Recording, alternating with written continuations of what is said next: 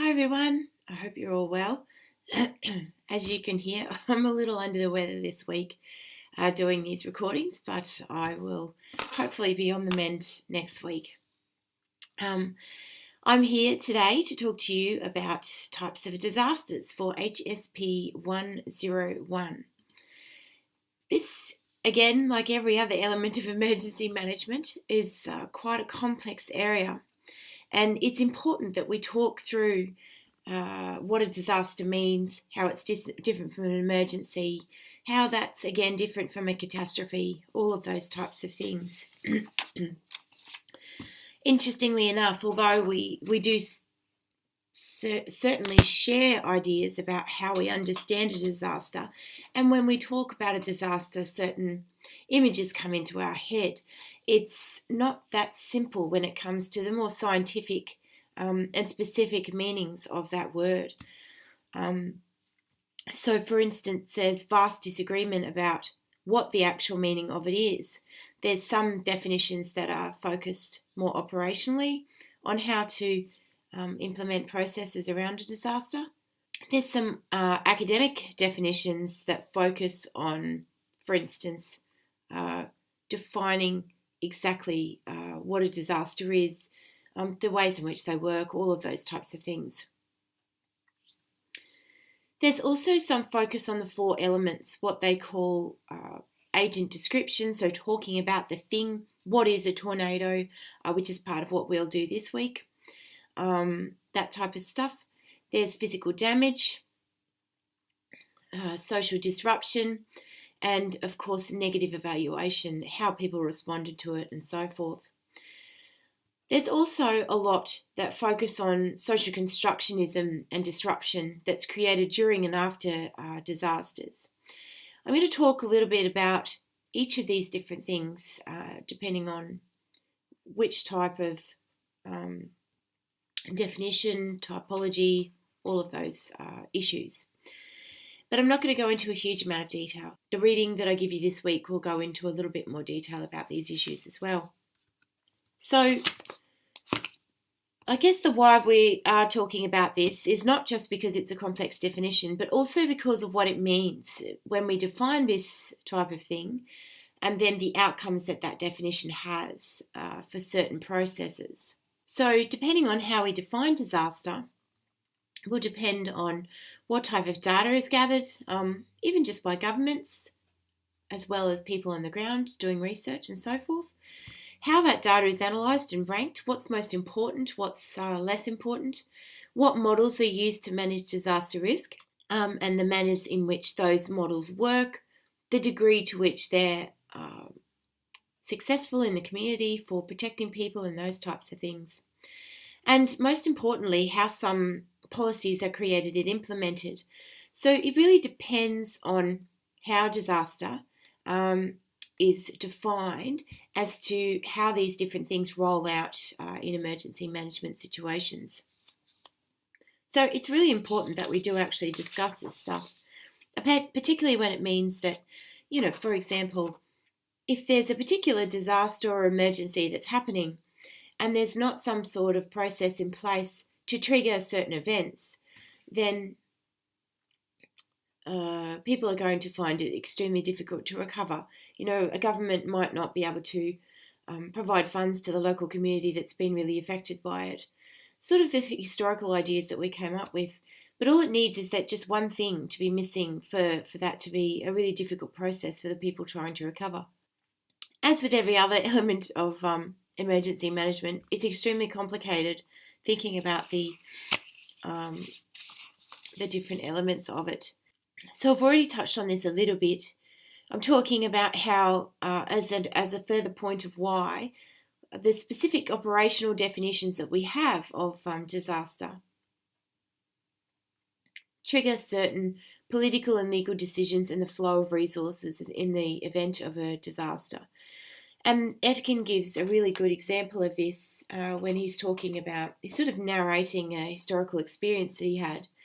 He says, a number of years ago, I was involved, along with a number of other very good scientists, in a project to create a hazards map for Canada. I argued for the inclusion of drought. But because it is a slow onset diffuse event, many of the other scientists didn't consider it a disaster. Their concept of a disaster was a rapid onset, well-defined event like a volcanic eruption or a tornado or an earthquake or something like that. So there were a whole bunch of people who genuinely didn't consider drought a disaster, and they had to have a conversation about including drought in the list of different types of disasters that particular area of the world responded to and provided resources for and so forth.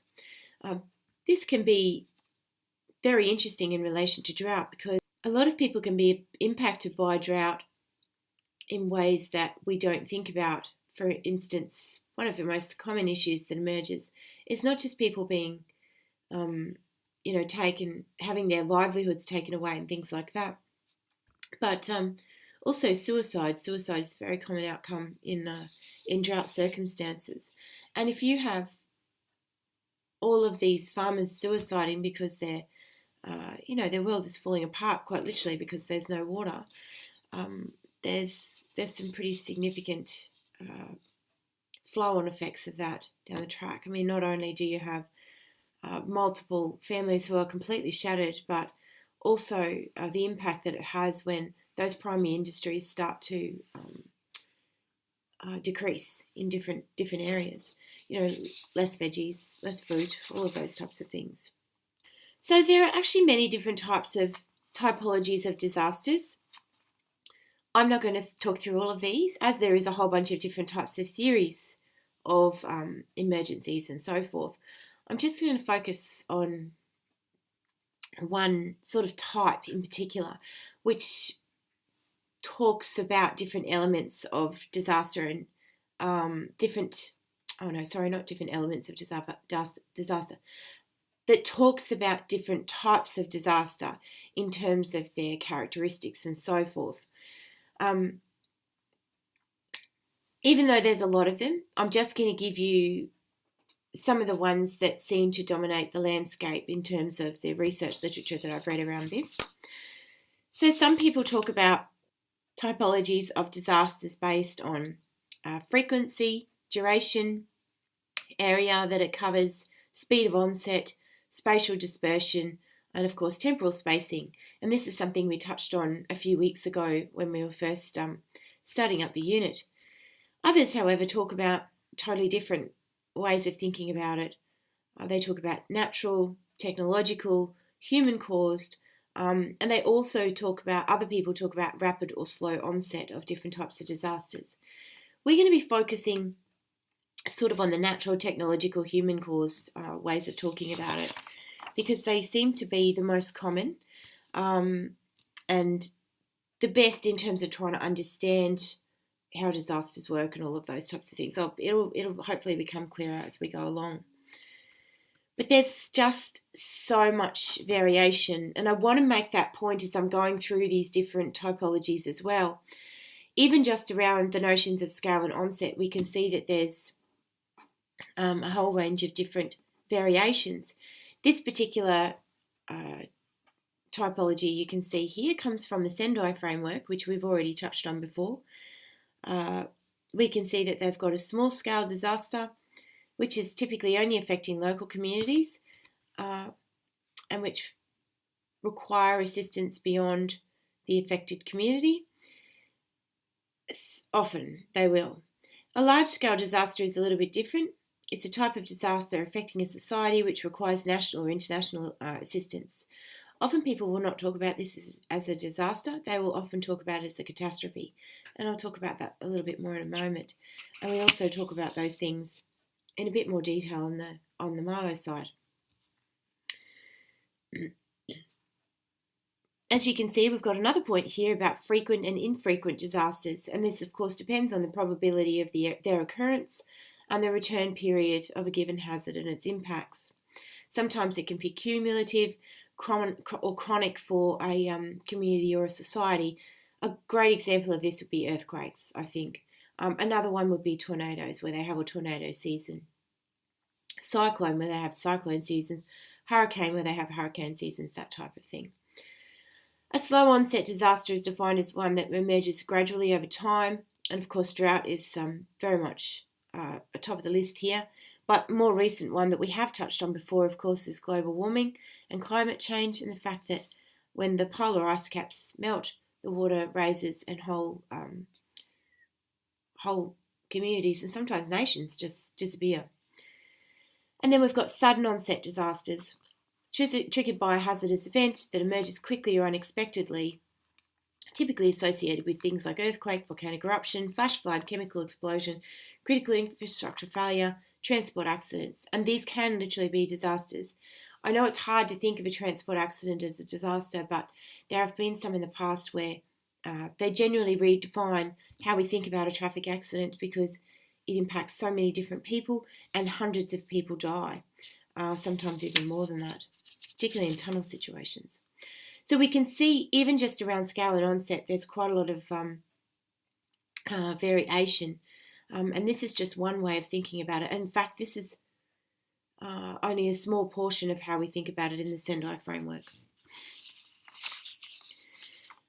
Quarantelli is a very famous character. Enrico Quarantelli, famous in the academic sense of the term. He really did help define this area. He was what we'd consider a seminal thinker around what disasters actually are. So he started the conversation about how we define disaster so that we could somehow help to understand further the impacts of those disasters. And he really was instrumental in putting together so many different types of understandings of disaster. He has a number of books that he wrote and so forth on these particular issues. Now, he talks about a general list of features of disasters, which are really quite useful in trying to think about this. He thinks about disasters often only as sudden onset, but you can see in other times he talks a little bit about that a little bit more differently, around drought and so forth. And I guess the issue is that disasters for him didn't need to have necessarily all of these characteristics. So they seriously disrupt the routines of collective units. And we can see how drought would do this most definitely. They cause the adoption of unplanned courses of action to adjust to the disruption, obviously. They have unexpected life histories designated in social space and time. And they pose a danger to valued social objects, and this could be any social object. It can be an organisation structure, the building that it's in. It can be somebody's house, somebody's large screen TV, whatever really. The main argument that Quarantelli came up with before he sort of emerged onto the scene, a lot of people focused on disasters just in terms of the agent. So it's the thing that made the process happen. So the volcano, the earthquake, the cyclone, whatever it might be. But he argued that that's not what disasters were all about. That's just a thing. And realistically, if there's not people there to feel the impact of that thing, it probably doesn't really technically have an impact. So he talked about how disasters represent vulnerability, and this was really, really important. It was a really highly significant idea that shaped the way that we think about disaster today. So he talked about how disasters reflected weaknesses in social structures or social systems. If a person hasn't got a support structure, for instance, in place and can't draw on those types of support around them when it comes time to respond to a disaster. So those types of ideas really help shape the way that we think about disaster in the current context. Alexander also developed a typology, and this is probably the type of typology that we see most often, where we see different types of classes of hazards and different examples of those hazards.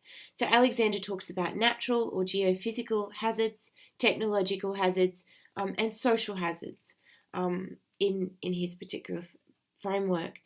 Now, that's one that it is really quite a dominant typology that we can see in the research literature. Having said that, there's a lot of variation in the literature, and I'm just going to talk through a couple of examples. So we've got natural, technological, social, but you can see that underneath each of those categories, he's got a whole bunch of other words. So natural, we've got geological, meteorological, oceanographic, hydrological, and biological. So each of these things have a different meaning. So for instance, I wouldn't have thought there'd be two categories around water, but there are. So oceanographic are those that come from the ocean and are caused by the ocean. So tsunami and sea storm are very, very common. Things like waterspout, even if they even have the potential to come on the land, but certainly they would create destruction if there was a whole bunch of boats out there.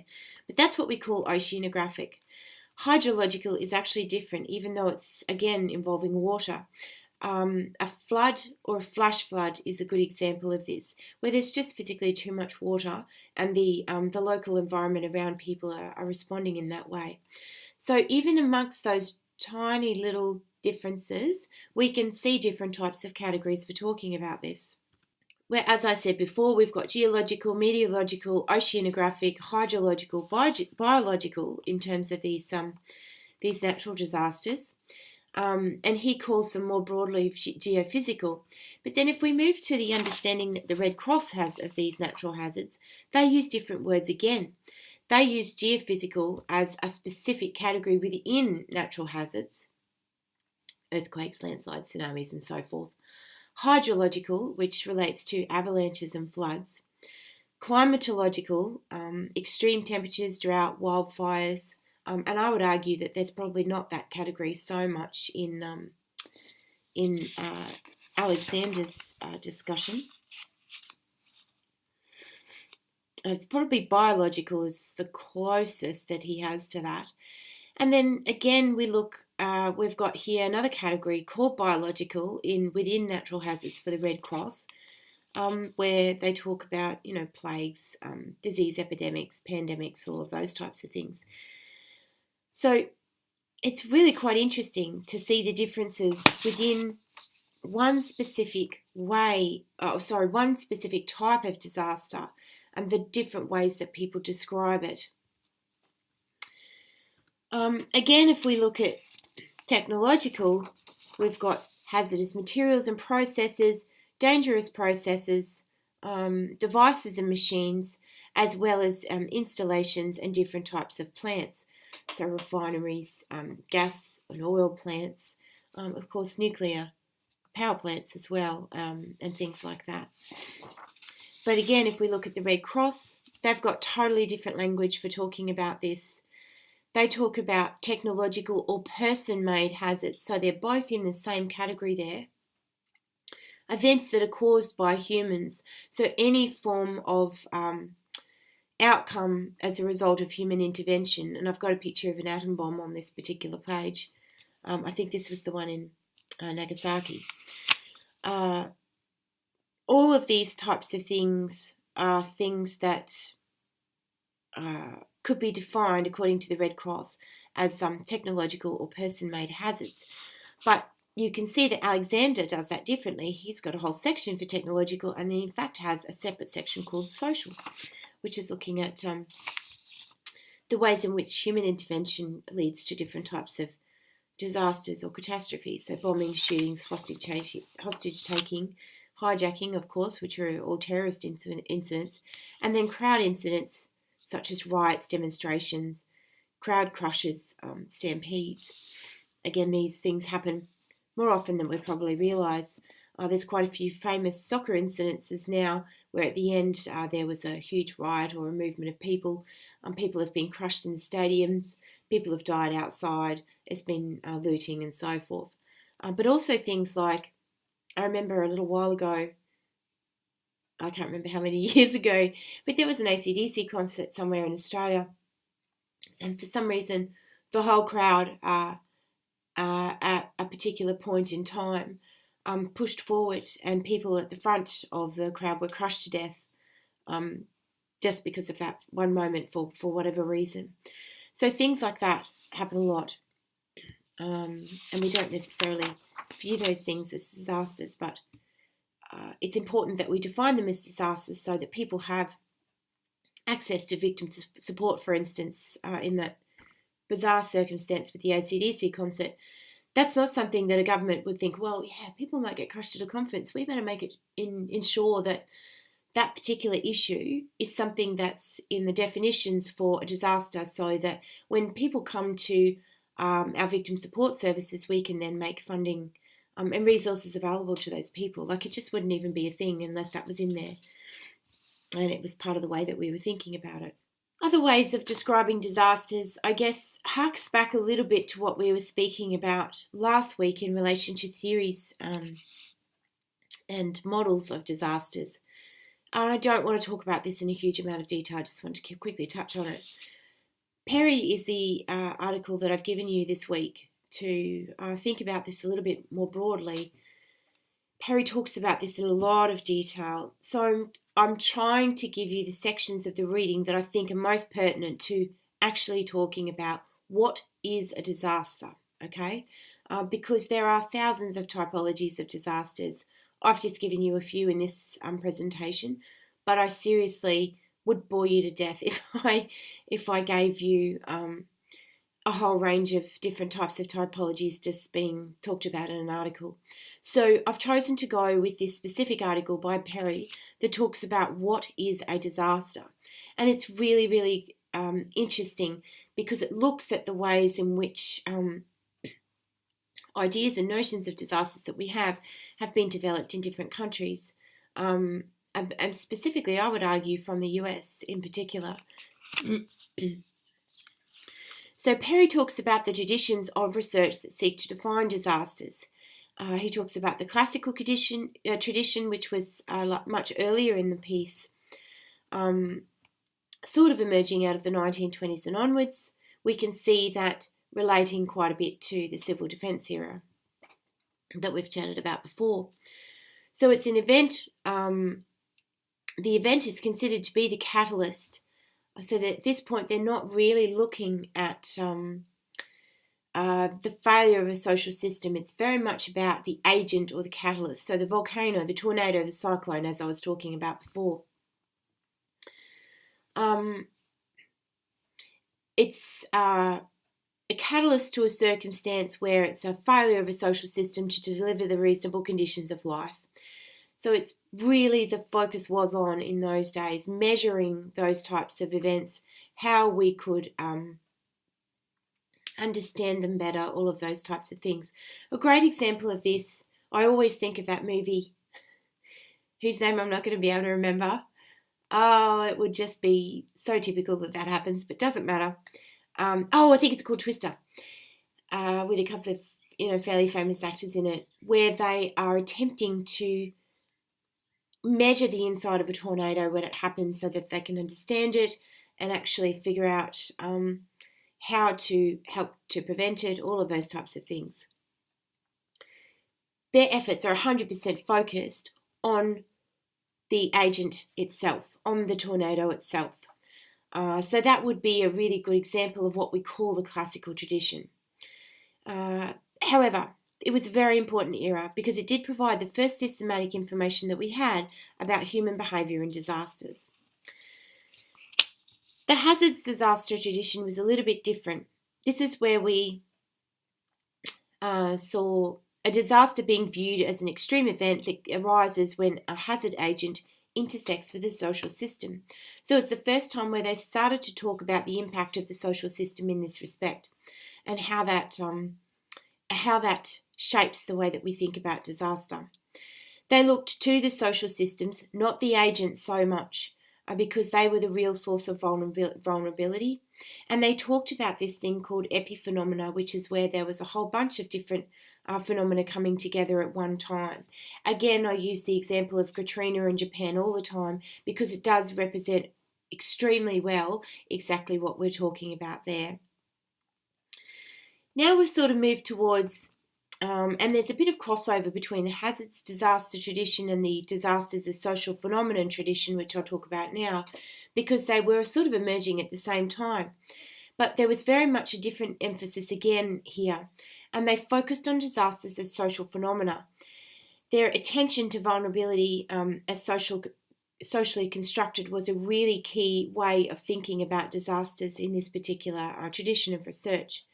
And of course, the ideal of social change, all to the near exclusion of physical agents. So we can very much see a shift here away from the combination between the agent and the social system, and towards an understanding of disaster as very much being about the social system. And we can see this in our disasters phase, where disasters are important, focusing on understanding tornadoes and earthquakes are important, but what's more important is that we know how to prepare, we know how to mitigate, we know how to recover, and we know how to respond, and all of those types of things to those disasters. So we've seen a massive shift towards that end of the scale now, where all of our efforts are focused on trying to understand how we can make a more resilient social system according to this particular tradition. That pretty much is it for this week. It's, as you can see, it's a pretty complex area and it's subject to a lot of debate. But I'm hoping that that sort of gives you an understanding of, generally what the typologies look like and generally how we think about disaster. And we will talk about that in more detail on the Milo site this week. Hopefully it's also showed you that there is substantial variance depending on who's talking about the issues and where they're doing their research and so forth, but that there are common ways of thinking about this in terms of the natural, technological and the social, or the onset or the duration, all of those types of things as well. Anyway, I hope that was helpful, and I look forward to speaking to you all again really soon. See you later.